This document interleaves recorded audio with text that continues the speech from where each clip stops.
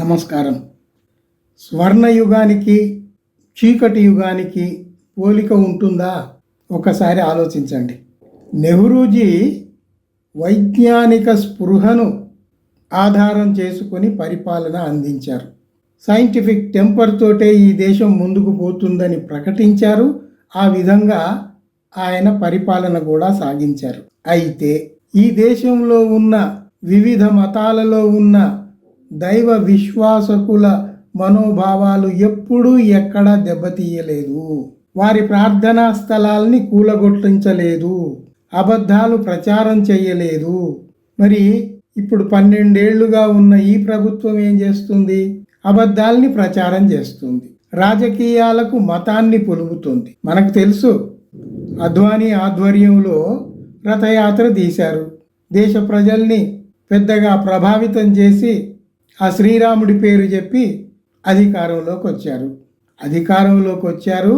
అది అయోధ్య శ్రీరాముడి జన్మస్థానం అని అబద్ధాలు ప్రచారం చేసి న్యాయస్థానంలో న్యాయమూర్తులను కూడా ప్రభావితం చేసి తీర్పు వారికి అనుగుణంగా తెప్పించుకున్నారు.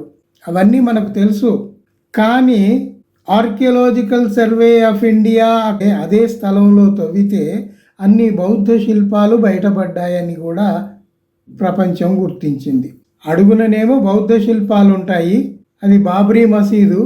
దాన్ని కూలగొట్టి ఇది రాముడి జన్మస్థానము అని చెప్పి అక్కడ రామాలయం కట్టుకున్నారు. సరే, కట్టుకొని ఏం చేశారు? ఇప్పుడు మళ్ళీ ఈ దేశ ప్రజల్ని మోసం చేశారు. ఈ దేశ ప్రజలు అర్పించిన వేల కోట్ల డబ్బు, వజ్రాలు, వెండి, బంగారం, ఆభరణాలు అన్నిటినీ దోచేశారు. ఇలాంటి పని నెహ్రూ కాలంలో జరిగిందా? జరగలేదే. అప్పటి కాంగ్రెస్ ప్రభుత్వం శిథిలమై ఉన్న అన్ని దేవాలయాలను పునర్నిర్మించారు. అంతేకాదు 38,000 దేవాలయాలను సంరక్షించి వాటి ఆస్తులను కాపాడి తర్వాత వాటన్నిటికి జమా ఖర్చులన్నిటినీ ఆడిట్ చేయించి సంరక్షించారు. అయితే ఎక్కడా ఆనాటి ప్రభుత్వం డబ్బా కొట్టి ప్రచారం చేసుకోలేదు. మరి ఇప్పుడు అక్కడ చేసింది ఏమీ లేకపోయినా కొండంత రాగాలు తీయటం, ఏదో జనాల్ని ఉద్ధరిస్తున్నట్టుగా భాషణలు ఇవ్వటం, ప్రజల మధ్య చిచ్చు పెట్టి విద్వేష ప్రసంగాలతో జనాన్ని చీల్చటం చేస్తున్నారు. సరే, అవన్నీ అట్లా పెట్టండి. ఇప్పుడు రాముడి పేరుతో రామాలయం కట్టి మళ్ళీ రాముడి పేరుతోటే రాముడి ఇల్లు కొల్లగొట్టారు కదా. రాముడి ఇల్లు కొల్లగొట్టొచ్చా? అదంతా ఎవరిది? ప్రజలు ఇచ్చిన సొమ్ము, ప్రజల సొమ్ము. సరే, అయిపోయింది.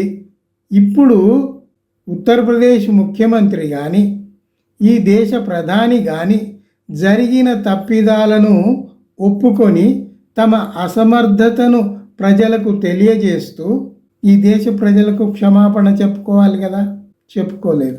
అసలు కుట్రలు, కుతంత్రాలు, అబద్ధాలు, విద్వేష ప్రసంగాలు తప్ప వీళ్లకు నైతికత అనేది ఒకటి ఉంటుందని వీళ్ళకి తెలియదు. కానీ ఆనాడు నెహ్రూజీ నైతికతతోటి, వైజ్ఞానిక స్పృహతోటి, అభ్యుదయ దృక్పథంతో పరిపాలన సాగించారు. అది ఒక స్వర్ణయుగం. ఇప్పుడు ఇదొకటి చీకటి యుగం నడుస్తోంది. ఆయన చేసిన పనులు ఎప్పుడూ ఆయన డబ్బా పట్టుకొని డప్పు కొట్టుకొని తిరగలేదు. ఇప్పుడున్న దేశ నాయకులు తిరుగుతున్నట్టుగా తిరగలేదు. చాలా ముఖ్యమైన విషయం, ఆ రోజుల్లో నెహ్రూ ఈ దేశంలో ఫ్యూడల్ వ్యవస్థ ఉండేది. అంటే కింది జాతుల వారందరూ మెడకు ముంత వేసుకోవటం, వెనక చీపురు కట్టుకోవటం ఉండేది. అంటే నిమ్న జాతుల వారెవరు ఎక్కడ ఉమ్మి వేయకూడదు. ఉమ్మి వస్తే ఆ ముంతలోనే వేసుకోవాలి. తర్వాత వీళ్ళు నడిచిన దారిలో అగ్రవర్ణాల వారు నడవకూడదు. అందుకని వెనక నడుముకు చీపురు ఎందుకు అంటే వీళ్ళ అడుగులన్నీ అది తుడుచుకుంటూ పోతుంది ఆ చీపురు. అంటే అణగారిన వర్గాలు ఎక్కడెక్కడైతే నడుస్తున్నారో వెనక కట్టుకున్న ఆ చీపురు శుభ్రం చేసుకుంటూ పోతుంది. ఇట్లాంటి ఫ్యూడల్ వ్యవస్థ, భూస్వామ్య వ్యవస్థ ఉధృతంగా ఉన్న ఆ రోజుల్లో నెహ్రూ తొలి ప్రధానిగా గొప్ప సంస్కరణలు చేశారు. జమీందారీ వ్యవస్థను రద్దు చేశారు. దళితుల్ని ఎవరైనా ఎక్కడైనా హింసిస్తే, దాడి చేస్తే వెంటనే అరెస్ట్ చేయాలని ఆదేశాలు ఇచ్చారు. అలాంటి పని ఇప్పుడున్న ప్రభుత్వాలు చేయగలుగుతున్నాయా? చేయకపోగా మైనారిటీల్ని, దళితుల్ని హింసిస్తున్నారు కదా. సరే, మైనారిటీల్ని, దళితుల్ని హింసిస్తున్నారు, అది అలా ఉంచండి. హిందువులనే హింసిస్తున్నారు కదా. హిందువులందరూ నా బంధువులు అంటారు, హిందువులు ప్రమాదంలో ఉందని హెచ్చరిస్తారు. మరి వాళ్ళనే మీరు హెరాస్ చేస్తున్నారు కదా. ఇవన్నీ ఇలా ఉంటే ఇంకొక విషయం గమనించండి. నెహ్రూజీ 1961లో మధ్యప్రదేశ్ ఖజురాహోలో కొన్ని విగ్రహాలు దొంగిలించబడ్డాయి అని తెలియగానే ఆయన వెంటనే సిబిఐ ఎంక్వైరీ వేశారు. అంతర్జాతీయంగా నడుస్తున్న ఒక స్మగ్లర్ల ముఠాను పట్టుకున్నారు. తర్వాత ఆ దోషులను జైలుకు పంపించారు. ఇలాంటి పని ఈ 12 ఏళ్లలో ఇప్పుడున్న ప్రభుత్వం ఒక్కటైనా చేయగలిగిందా? ఒక్కసారి ఆలోచించండి. ఆయన ప్రచారం చేసుకోలేదు, వీళ్ళు పనులు తప్ప ప్రచారం ఎక్కువ చేసుకుంటున్నారు. ఆ నెహ్రూ తర్వాత లాల్ బహదూర్ శాస్త్రి, ఇందిరాగాంధీ వీళ్ళు ప్రధానులుగా ఉన్నప్పుడు కూడా ఆర్కియలాజికల్ సర్వే ఆఫ్ ఇండియాకు ప్రోత్సహించి దానికి తగిన నిధులు ఇచ్చి దేశవ్యాప్తంగా ఉన్న వేల దేవాలయాలన్నింటినీ వెలుగులోకి తెచ్చారు.